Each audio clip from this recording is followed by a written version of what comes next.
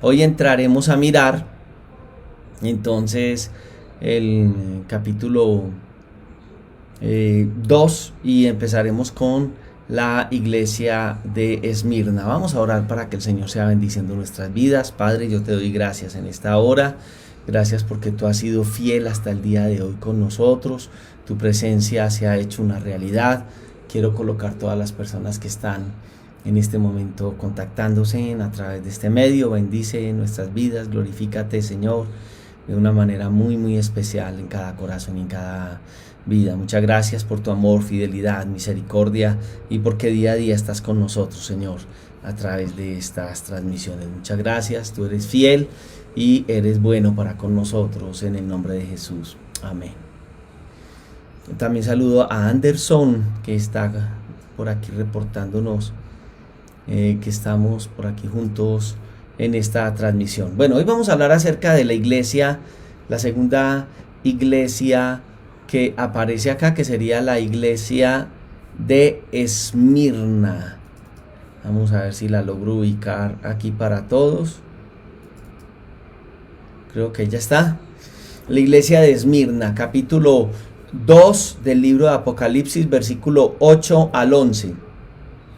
Y la iglesia de Esmirna, estamos viendo que es la iglesia bajo la persecución, y que es conocida como la iglesia bajo la persecución, y la vamos a mirar en toda esa era de la iglesia. Se puede decir que la iglesia de Esmirna puede representar este periodo que estamos mirando en la ilustración desde el año 100 después de Cristo hasta el año 313 después de Cristo, la iglesia en la era de la persecución.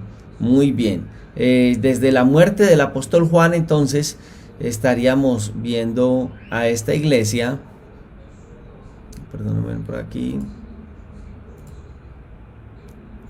Se me está moviendo. Creo que ya sí. Muy bien. Hasta el 313, que es cuando nosotros vamos a mirar en la historia algunos sucesos. Vamos a irla mirando poco a poco. Bueno, hablemos un poquito de Esmirna. Esmirna se encontraba a unos 64 kilómetros al norte de Éfeso. Era una ciudad espléndida, de una belleza muy rara, situada en una bahía muy amplia. Estaba en la ruta directa entre la India, Persia y Roma. Esmirna era muy conocida por las escuelas de ciencias y medicina y por los hermosos edificios y bien pavimentadas calles. Allí se hallaba el templo de Baco, que era el dios del vino. Habían muchos judíos que vivían ahí, pero se reconocían como judíos apóstatas, pues no seguían la fe judía, y era tenida como el lugar de nacimiento de uno de los poetas más conocidos para ellos, que era Homero. Hay un consejo que nosotros vamos a mirar aquí, y yo creo que ustedes están observando que ahí estamos seleccionándolo, y el consejo está en el versículo 8 de ese capítulo 2 de Apocalipsis, que es: el primero y el postrero, el que estuvo muerto y vivió, dice esto. Muy bien.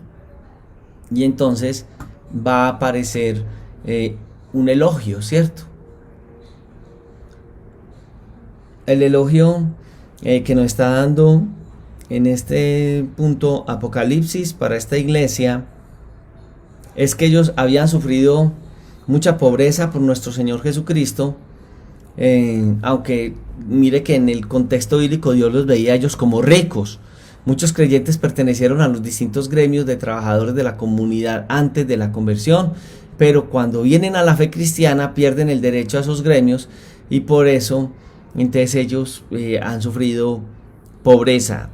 Cuando usted y yo vamos al libro de Mateo, capítulo 6, en el versículo 20, vamos a encontrar que las Sagradas Escrituras nos dicen: sino haceos tesoros en el cielo, donde ni la polilla ni el orín corrompen, y donde los ladrones no minan ni hurtan. O sea, aquí hay un buen consejo del Señor a nosotros, que hagamos tesoros en el reino de los cielos, y no en esta tierra. Los tesoros en esta tierra pasan. En 2 Corintios también, en el capítulo 6, en el versículo 10, la Sagrada Escritura nos orienta de la siguiente manera: como entristecidos, mas siempre gozosos, como pobres, mas enriqueciendo a muchos, y como no teniendo nada, mas poseyéndolo todo. Y está hablando acerca del trabajo nuestro en el servicio del Señor a través del ministerio.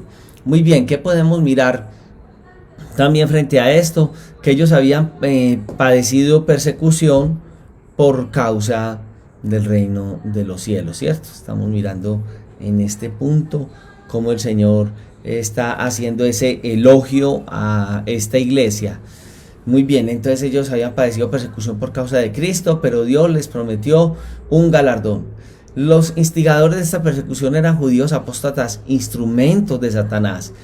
Cuando habla del martirio, por ejemplo, de Policarpo en Esmirna, que fue en el año 168, estos judíos ayudaron recogiendo en el sábado judío madera y haces de leña para el fuego en que fue quemado.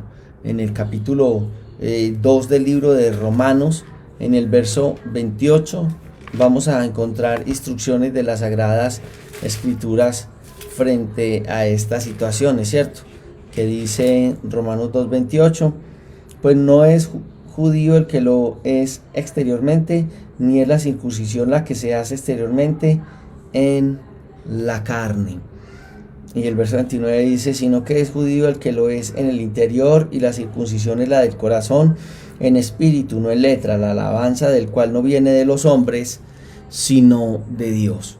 Bueno, hay una advertencia que el Señor le habla a esta iglesia y Él les dice en el verso 10 que ellos tendrán tribulación por 10 días. En realidad hubo un derramamiento grande de sangre en aquel lugar por 10 días y fue un periodo en la historia de la iglesia muy tremenda, ¿cierto? También dentro de la iglesia vamos a ver un periodo de persecución que fue mucho más extendido, ¿no? De 200 años. Y en esos 200 años se vieron 10 grandes persecuciones imperiales, iniciando con Nerón cuando incendió a Roma, y después cuando coloca que los cristianos fueron los que cometieron este terrible situación, ¿cierto? Y muchos cristianos fueron muertos, torturados por millares, y luego le siguieron a las persecuciones de Nerón, la de Domiciano, Trajano, Marco Aurelio, Severio, Máximo, Delio, Valerio, Aureliano y Diocleciano. Se cree que en esta persecución millones de cristianos fueron martirizados, y a uno de los tantos escritores se atrevió a contarlos o a determinar que eran como 100 millones en proporción a la población mundial de nuestro tiempo. Hay una condena que el Señor coloca. Se me está moviendo esto acá. No, estamos más para atrás, perdónenme por acá. Muy bien. Hay una condena entonces que no es muy directa, no es muy indicada, pero sí dentro de esto hay un consejo, y el consejo es: no temas, sé fiel hasta la muerte. Y alguna persona se preguntará por qué Dios permitió tantos atropellos y martirios a sus hijos, y la respuesta no está en Dios, la respuesta está en nosotros. Las persecuciones cesaron y la iglesia comenzó a declinar espiritualmente. Entonces es mejor ser fiel hasta la muerte y no ser infieles por toda la eternidad. Es algo tremendo. Nosotros tenemos que ver que en los momentos de dificultad es donde nosotros tenemos que estar parados en la raya buscando la presencia de nuestro Dios. Hay un desafío, y el desafío yo creo que aquí viene doble, y yo creo que se los he indicado a ustedes aquí arriba, así acá. Yo te daré la corona de vida, que es el capítulo 2 versículo 10, y también uno va a mirar que es algo especial, porque aún cuando uno mira en el libro de Santiago, en el capítulo 1, en el versículo 12, la Sagrada Escritura nos dice: bienaventurado el varón que soporta la tentación, porque cuando haya resistido la prueba, recibirá la corona de vida que Dios ha prometido a los que le aman. Entonces la primera, la primer desafío, ¿cierto? Yo te daré la corona de vida. Y el segundo, que ellos no sufrirán daño de la segunda muerte. Ahí está en este versículo 11. La segunda muerte, cuando vamos a la Sagrada Escritura, nos damos cuenta que se refiere es a la separación eterna de Dios. Muy bien.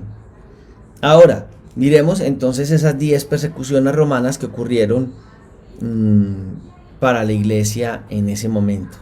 Y la podemos mirar, yo creo que la anoté ahí. Sí, creo que las tengo. Sí, aquí las veo. Y son, primero, la de Nerón, que fue entre el año 64 y 68, donde mata a Pedro y a Pablo. Después viene Domiciano en del 81 al 96, y él mata a miles, y es cuando destierra a Juan a la isla de Patmos. Trajano, que aparece entre el 98 y el 117, fue el primero en promulgar leyes contra los cristianos, y él quemó a Ignacio. De Ignacio tenemos muchos escritos. Antonio Pío, que fue entre el 337 y 161, bajo su reinado fue que muere Policarpo, que fue el discípulo directo de Juan. Durante el reinado de Marco Aurelio, que aparece entre el 161 y 180, él creía que el cristianismo era una superstición absurda en su tiempo, y también en su tiempo muere Justino Mártir, el gran escritor y defensor de la fe. Ahora aparece Severo en el año 193 al año 211, y él mata al padre de Orígenes. La séptima persecución fue la de Maximino, que fue conocido más como el Tracio. Este sí es como más reconocido en la historia. Fue entre el 235 y el 238. Era un bárbaro y mandó matar a todo líder cristiano. Entre el 249 y 251, Decio se propone exterminar toda raíz cristiana sobre la tierra. La novena persecución fue por Valeriano, que está entre el 253 y 260, donde manda matar a Cipriano, que era el obispo de Cartago en su momento. Y la última fue Diocleciano, que está entre el 284 y 305, que en el reinado de este vino la última persecución, pero fue una de las persecuciones más tremendas que hubieron en ese entonces. Bueno, entre los campeones de este periodo tenemos a Justino Mártir, a Ireneo, a Tertuliano, a Eusebio, que Eusebio puede considerarse como el primer historiador de la iglesia. Entonces estamos notando aquí cosas tremendas que suceden en esto que el Señor había hablado a través de la iglesia, o a la iglesia en general, representada en lo que en ese momento era la iglesia de Esmirna. Muy bien. Después aparece la iglesia de Pérgamo. Es la tercera de las 7 iglesias del Apocalipsis, y se puede decir que la iglesia de Pérgamo es aquella iglesia que está comprometida con el mundo. Iglesia, y se le puede conocer como la iglesia transigente, y se le llama así porque es una iglesia que no logra percibir las cosas que el Señor quiere para con ellas. Entonces es una iglesia comprometida con el mundo. Muy bien. Esta iglesia puede estar determinada entre el año 313 después de Cristo, que era la era de muy denominada como la era de la apostasía, y el 538 después de Cristo. En el 313 es cuando Constantino reconoce oficialmente la iglesia católica, cristiana como católica, o sea, universal. Católico significa universal. Entonces era la iglesia católica, universal, apostólica de los apóstoles, y romana porque es del imperio romano. Eso fue en el año 313, ¿cierto? En toda esa época de apostasía habrá lo que el Apocalipsis le llama la fornicación, eh, se introduce las fiestas de Saturnalia y Brunalia, también el Festival del Sol, dentro del supuesto culto cristiano. Se introduce la idolatría dentro de esta iglesia romana y toda oposición es eliminada en el campo político, los arrianos, y también en el campo religioso. Y ya en el 538 entonces es donde se establece como tal el papado del Vaticano. ¿Qué es Pérgamo? La ciudad de Pérgamo era una ciudad y capital política de Asia. Estaba ubicada a unos 120 kilómetros al norte de Éfeso. Pérgamo es una ciudad rica y de mucha importancia. Allí se daban muchos cultos paganos. Florecía en esta ciudad los templos, como por ejemplo el dios de la medicina. Espera que por aquí me pasó. El dios de la medicina. También estaba Esculapio, como también el templo del dios del licor, que era Baco. Había un gigantesco altar a Zeus, como más o menos, que tenía una altura de aproximadamente 330 metros, y estaba el único templo de la provincia de Asia Menor, dedicado a los emperadores romanos. Esta ciudad se jactaba de tener una de las mejores bibliotecas de la antigüedad, y fue el lugar donde por primera vez se usó el pergamino. Probablemente el pergamino tomó su nombre de la ciudad Pérgamo, y hoy pues la ciudad existe con el nombre de Bergama, y es una población de 103.000 personas exactamente. Pérgamo viene de dos términos: per, que es torre, y Pérgamo es per, significa torre. Esto nos hace sentar y pensar, por ejemplo, en la Torre de Babel como cuna de la idolatría y el paganismo, y de gamo, que significa enlace, o sea, torre y enlace o matrimonio, y era la torre del estado pagano, que era casándose o matrimoniándose con la iglesia, ¿cierto? La señorita iglesia casándose con el viejo paganismo. Esta es la iglesia y el mensaje que está representado en este tiempo de la historia de la iglesia, cuando, favorecida por el Imperio Romano, se casa con el Estado, se casa con el mundo, y entonces la iglesia sale de las catatumbas, se levanta y hay un trono imperial que le está esperando, pero lastimosamente en el abandono de los principios reales de Dios, ese esplendor ya no es la gloria divina, sino que es algo tenebroso que ellos están experimentando en este momento. Entonces esto es algo que nosotros podemos mirar como el enemigo quiere engañar, y de pronto en algún momento este tipo de cosas quieren permear la iglesia del Señor, pero nosotros no podemos dejar que esto suceda. ¿Cuál es el consejo? El que tiene la espada aguda de dos filos dice esto, versículo 12. Y el elogio, ¿cierto?, es que ellos habían guardado la fe. Aunque vivían en la ciudad que Satanás había escogido como cuartel general por siglos, y el diablo había dirigido el imperio desde Babilonia, por allá en Génesis capítulo 11, versículo 1 al 9, y Daniel 5 nos hace referencia a esto, porque la nación cayó ante todo el tráfico por un tiempo a Pérgamo. En esta ciudad se adoraba, entre otras cosas, a una serpiente viva, y Satanás traslada después de su capital a Babilonia, que ya va a ser en el capítulo 17 y capítulo 18, perdón. Ahora, muchos cristianos habían muerto en Pérgamo por los mártires, por ser mártires en la fe, y aquí aparece mencionado, por ejemplo, Antipas.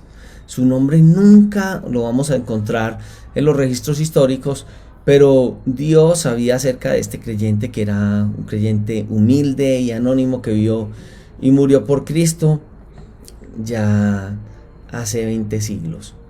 Hay también una condena que la vamos a estar mirando ahí mismo en la ilustración que en el libro de Apocalipsis, y es en el capítulo 2, versículo 14, ¿cierto?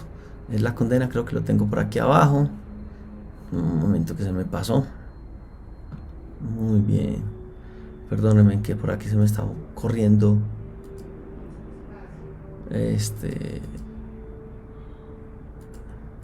Ahora sí. La condena.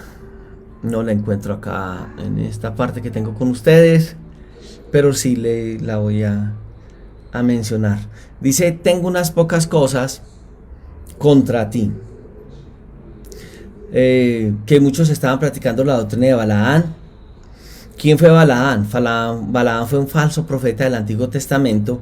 Y se acuerdan por allá en capítulo 22 del 1, versículo 1 en adelante, y también en el 25, donde él insta al pueblo a maldecir al pueblo de Israel. Entonces aquí está hablando acerca de la doctrina de Balaán. Y esto es algo tremendo, porque era permitir en el seno de la iglesia a alguien que estaba desviando al pueblo, y era un profeta mercenario que por amor al dinero y a las cosas materiales estuvo en esta condición. Muy bien. Y por eso está el consejo de este rey de los moabitas, para que fomentaran que los de Israel se unieran y se casaran y adulteraran con las mujeres moabitas, y así rompieran el pacto de separación que contaminaba con la idolatría e invitaban el juicio y el castigo de Dios. Entonces, por causa de esto, murieron en ese entonces 24,000 israelitas en la doctrina de Balaán, como lo está citando las Sagradas Escrituras. Entonces es un matrimonio desigual con el mundo. Y aquí estamos mirando varias cositas, ¿cierto? Estamos mirando, por ejemplo, el camino que era de la codicia. Los servicios de Balaán siempre estaban listos para venderse, los servidores de Balaán. Y vamos a mirar esto en 2 de Pedro capítulo 2 versículo 15. El error que también está enunciado en Judas versículo 11. Él supuso que Dios, siendo un Dios santo, podía ser forzado a maldecir a Israel. Y su codicia, Apocalipsis 2:14, aquí sí nos está mostrando que sacó la conclusión correcta de que si no puedes maldecir, entonces corrómpelos, y entonces mediante la inmoralidad y la idolatría el pueblo puede caer. Y es una de las estrategias que nosotros vemos que Satanás hace hoy en día, la corrupción y la inmoralidad dentro de la iglesia. Estamos notando que muchas veces no es la iglesia la que va al mundo a predicar un mensaje santo, sino que es el mundo el que entra a la iglesia a traer un mensaje contaminado, un mensaje prostituido, una doctrina de Balaán. Y estamos mirando mucho este tipo de situaciones que se filtran dentro de la iglesia y que son terribles, que nosotros notamos cada día en estos tiempos de inmoralidad en el que lastimosamente nos está tocando vivir en la iglesia. Muy bien. Entonces, en cuanto a ese consejo, ¿cierto?, que el Señor está dando a esta iglesia. Espera un momento que me tengo que devolver aquí en mis notas. Discúlpeme por un momento. Estamos en la iglesia de Pérgamo, capítulo 2, versículo 2 al versículo 17. Muy bien. Muy bien. ¿Cuál es el desafío que el Señor coloca? Entonces es: al que venciere, le daré. Entonces, ¿qué le dará? Del maná escondido, y habla de una relación con Dios, una relación muy especial con Dios. ¿Qué más habla? De una piedrecita blanca con un nombre nuevo escrito, y el significado es algo muy especial, porque esta piedrecita quiere decir limpieza, quiere decir absolución. En la época de los jueces, cuando había un veredicto, la piedra blanca significaba una liberación a aquellas personas que estuviesen en ese momento condenadas. Este periodo de la iglesia que nosotros estamos mirando, entonces abarca todo este periodo que acabamos de mirar, desde el 313, 315 hasta el 538 aproximadamente.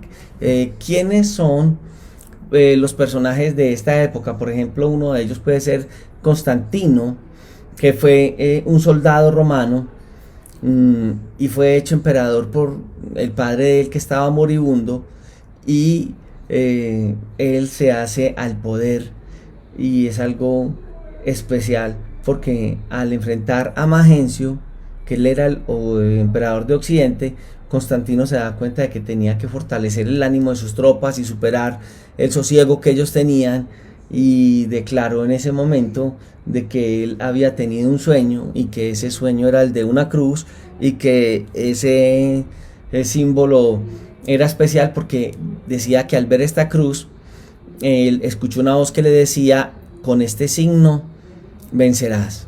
Y entonces Constantino se levanta con fuerza y declara hacia el año 313-315 la nación o el imperio como católico, el imperio todo universal, apostólico, que seguía la doctrina de los apóstoles para todo el imperio romano. Por allá en el 313 él firma el edicto de tolerancia, en el que le daba libertad a los cristianos, para que los cristianos pudieran seguir al Señor, porque hasta ese momento ellos solamente podían vivir el cristianismo a escondidas. Entonces es algo especial. Lo otro que así hizo él en ese momento es que él prometió piezas de oro y vestiduras blancas a todos los que se convirtieran al cristianismo. Entonces miles de personas paganas entraron, entre comillas, a ser parte de la familia que no es la familia verdadera de la fe, y entonces cualquiera tomaba el símbolo del cristianismo dentro de su creencia.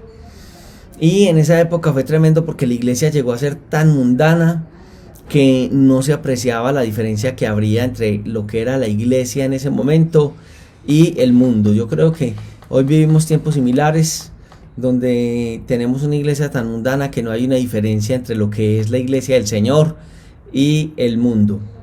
Otro de los personajes es Loraine Boettner, y él habla de doctrinas que se filtraron dentro de la iglesia que no son bíblicas, y las vamos a mirar allá abajo donde dice doctrinas no bíblicas. Vamos a ver si el cursor me ayuda por acá.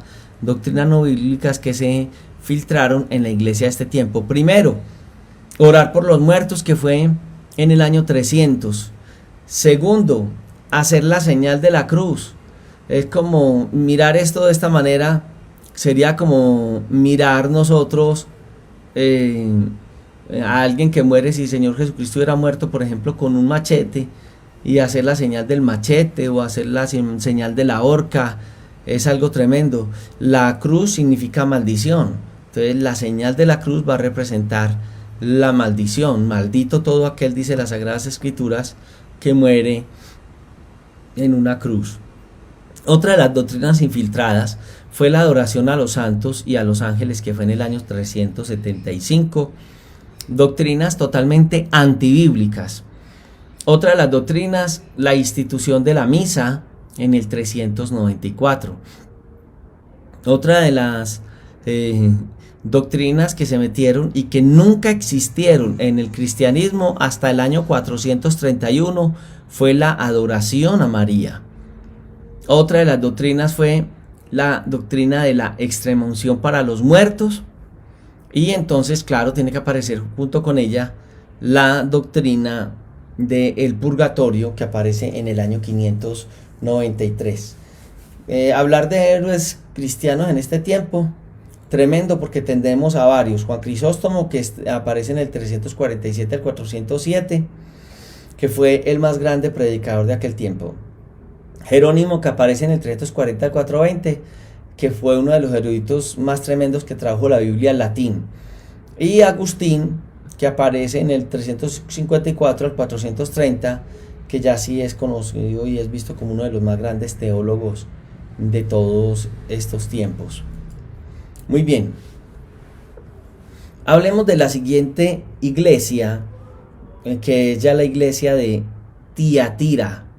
Estamos hablando de el año 1260, que más o menos transcurre en lo que le llamaríamos la Roma papal.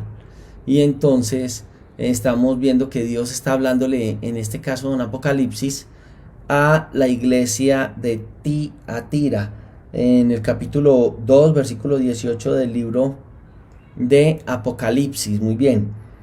Y entonces estamos viendo que está hablando de la iglesia, una iglesia idólatra.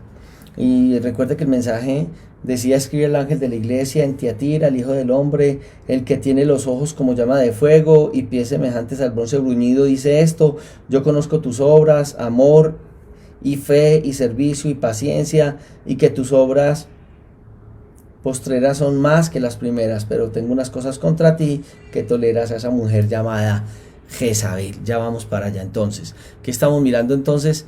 La iglesia se hace llamar la iglesia madre, ¿cierto?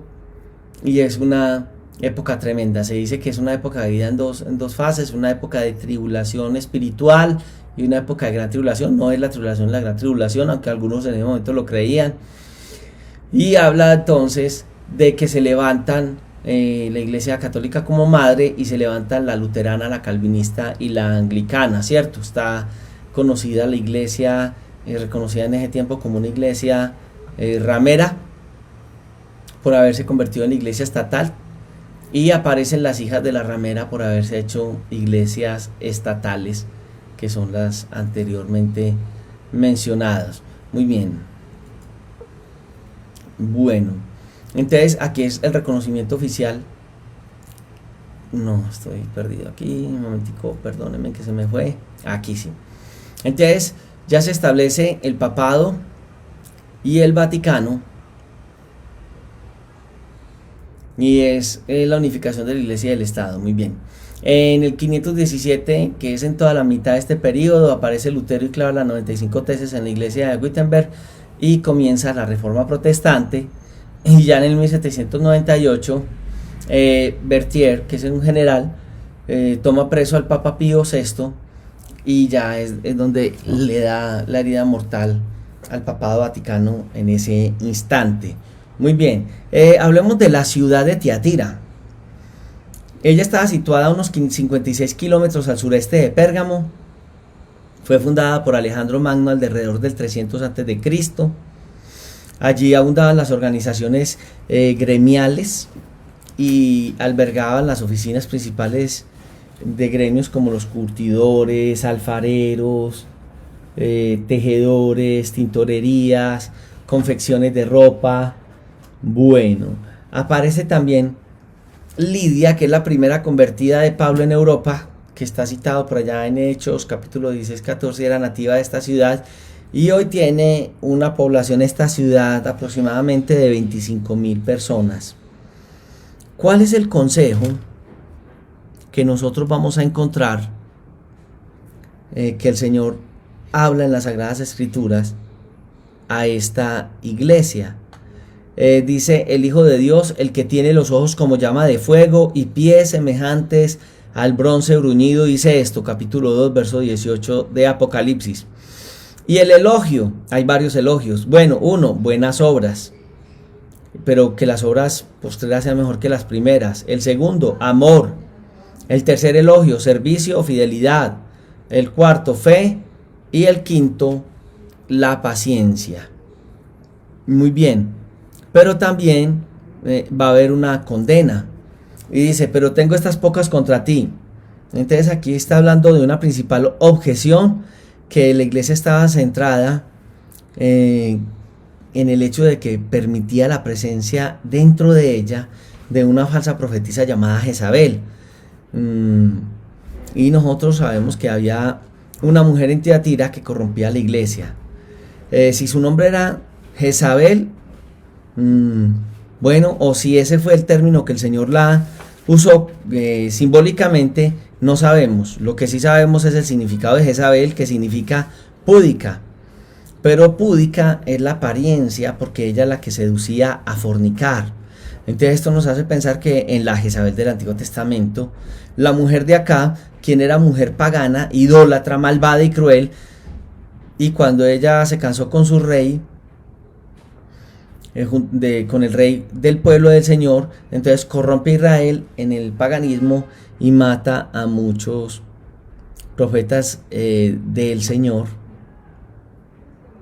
y también entonces introduce la hechicería. Jezabel de Tiatira reclamaba ser la profetisa, y ya en mensajes anteriores el Señor dice que hay los que dicen ser apóstoles y no lo son, no lo son. Hay quienes dicen ser apóstoles y no lo son. Que hay quienes dicen ser judíos y no lo son. Ahora aquí entonces estamos viendo una mujer que pues dice ser profetisa, pero esta mujer no lo es. Era una falsa profeta y enseñaba y seducía a fornicar y a comer las cosas sacrificadas a los ídolos, ¿cierto? Entonces en la Biblia nosotros conocemos el concepto de idolatría también como fornicación o adulterio, o sea, infidelidad a Dios. Y entonces aquí estamos viendo a Jezabel, prototipo de todas esas cosas, que representa la idolatría que se introduce en la iglesia. Nosotros ya estamos mirando en la Roma papal que se desarrolla toda esta presencia de idolatría.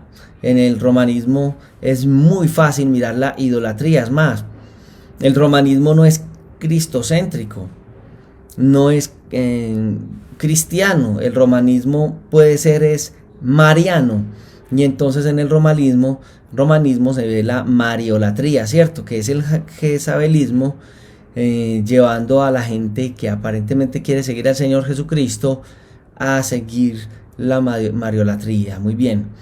Entonces aquí estamos viendo que el que hizo la obra en la cruz del Calvario es nuestro Señor Jesucristo, por el sacrificio incansable de Él. Entonces todo lo que nosotros vemos dentro de este tipo de cultos es algo muy alejado de los principios bíblicos. Entonces hay un consejo, y es este que nos dice el Señor a nosotros en esta noche frente a esto. Y si tú también de una u otra manera has estado desviado de los principios que las Sagradas Escrituras te enseñan, el consejo es: pero a vosotros y a los demás que están en Tiatira, a cuantos no tienen esa doctrina y no han conocido lo que ellos llaman la profundidad de Satanás, yo os digo, no os impondré otra carga, pero que tenéis retenerlo, lo que tenéis retenerlo hasta que yo venga. Capítulo 2, versículo 24-25, y está hablando el Señor Jesucristo a la iglesia. Entonces mire que hay una frase, notemos la frase, las profundidades de Satanás. Entonces tenemos que el enemigo también tiene esas profundidades para desafiar la obra, un desafío contra la obra de Dios. Bueno, ahora viene un desafío del Señor a la iglesia, y el desafío es: al que venciere y guardare mis obras hasta el fin, yo le daré autoridad sobre las naciones, y las regirá con vara de hierro, y serán quebradas como vaso de alfarero, como yo también la he recibido de mi Padre, y le daré la estrella de la mañana. Capítulo 2, versos 26 al 28. Si queremos profundizar más, podemos ir al Salmo capítulo 2, versículo 9, y también ya en Apocalipsis 22, 16 hace referencia a esta situación de nosotros estar firmes hasta el final. Muy bien. Este periodo, que ya lo hemos observado, nos muestra muchas cosas. Por ejemplo, Tiatira va a significar sacrificio continuo, y va a referirse cómo viene una persecución tremenda sobre la iglesia y hay sacrificios continuos. Cuando uno hace un estudio del papado, que el término papa significa padre, y al comienzo se relacionaba con todos los obispos de Occidente, pero alrededor del año 500 después de Cristo, este término quedó restringido solamente al obispo de Roma, y la idea era que el obispo de Roma tenía que ser la autoridad sobre todas las iglesias en todo este lugar. El poder que era tremendo, porque estaba dado en 5 áreas principales los primeros siglos, ¿cierto? En esas áreas que son Roma, Constantinopla, Antioquía, Jerusalén y Alejandría. Existían personajes como León I, que fue el primer precursor de los futuros papas y obispos de Roma. Eso fue entre el año 440 y 461. Y él alcanza la gran popularidad por salvar 2 veces las ciudades de caer en manos de Atila, que era el rey de los hunos, y de Gensérico, que era el rey de los vándalos. Y también aparece Gregorio I, que fue en el 590 hasta el 694. Fue el primero que actuó como papa, consolidó el cristianismo después de la caída de Roma en el 476. Y en términos generales dicen que Gregorio puede considerarse como un hombre que fue, entre comillas, bueno.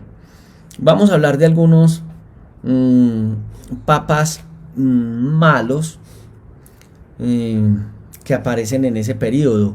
Ustedes lo van a tener aquí en su pantalla, que fue Sergio III, que vivió entre el 904 y 911 y vivió con una notoria, una mujer muy conocida en la prostitución, una prostituta llamada Marosía, y tuvieron hijos ilegítimos y los llevaron para que ellos fueran papas y cardenales. Otro fue Benedicto IX, que estuvo entre el 1033 y 1045 y fue elegido papa a los 12 años. Él cometió asesinatos, adulterios a la luz del día y profanó tumbas con propósitos de robo. Al fin el pueblo de Roma se enculerizó y lo expulsó de la ciudad.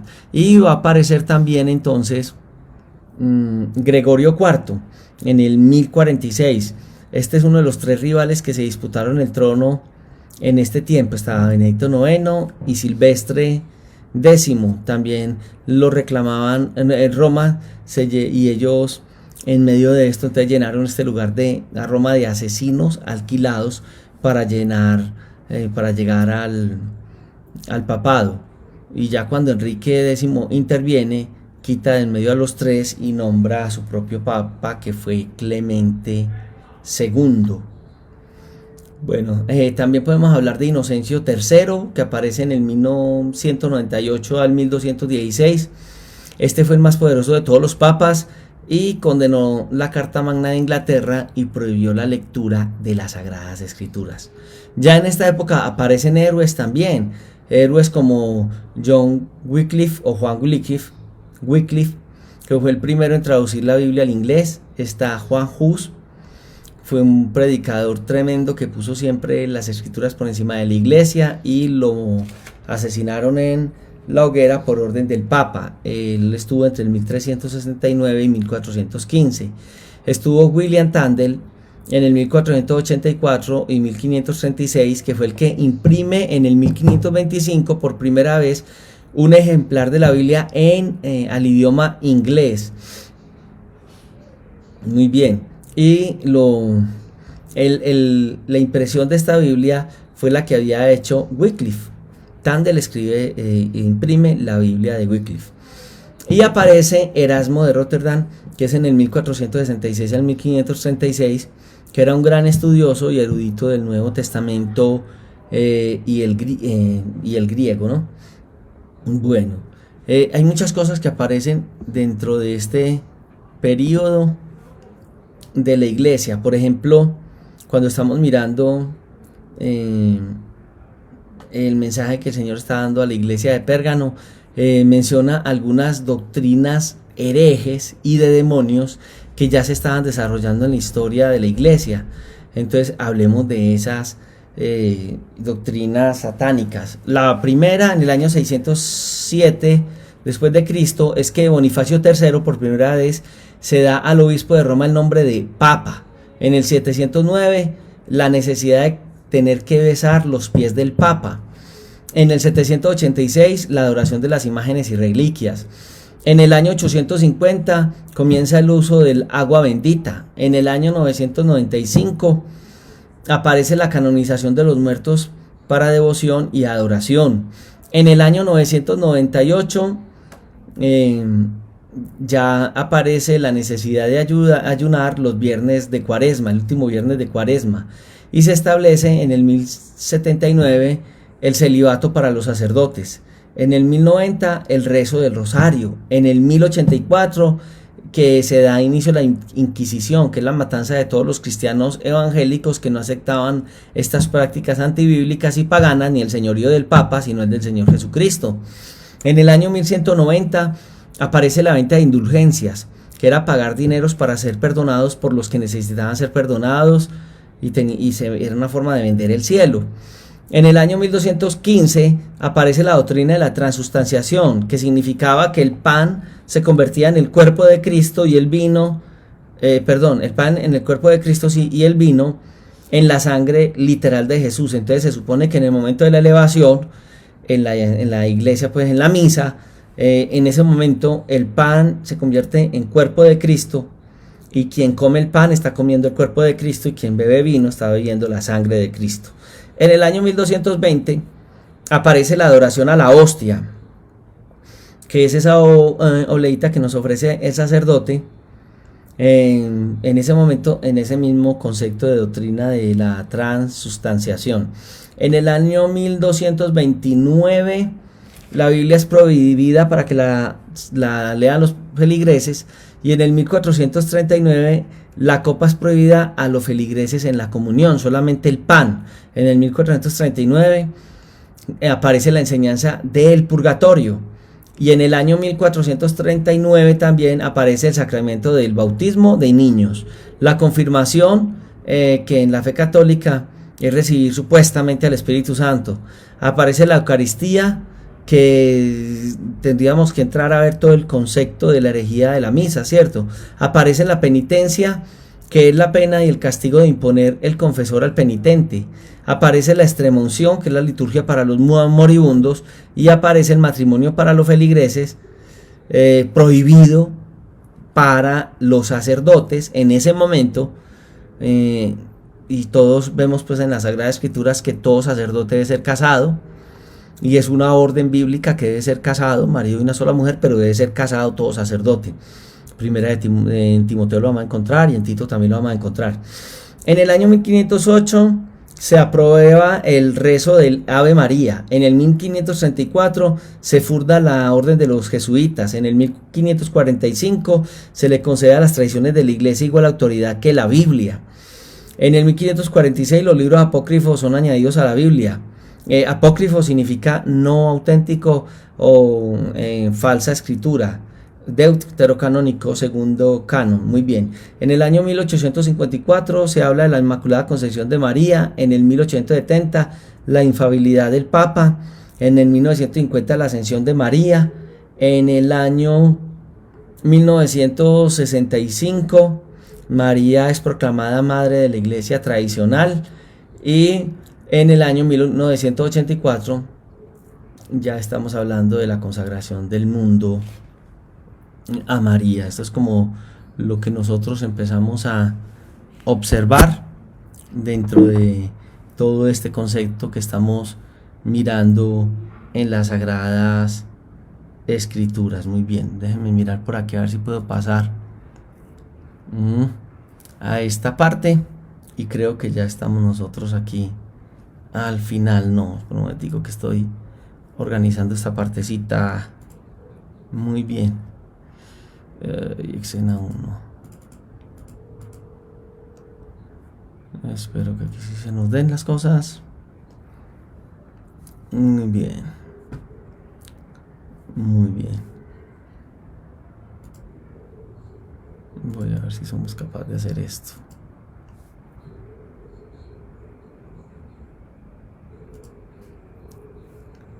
Bueno, ya estamos acá otra vez nuevamente.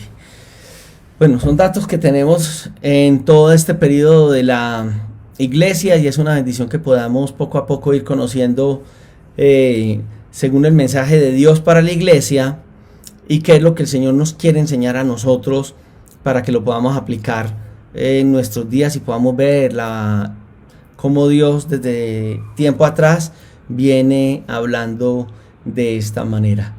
Bueno, vamos avanzando en el libro de Apocalipsis. Veremos en la próxima el mensaje, seguiremos viendo el mensaje a cada una de las iglesias que el Señor está colocando en el libro de Apocalipsis. Dios les bendiga a todos en esta noche, que descansen.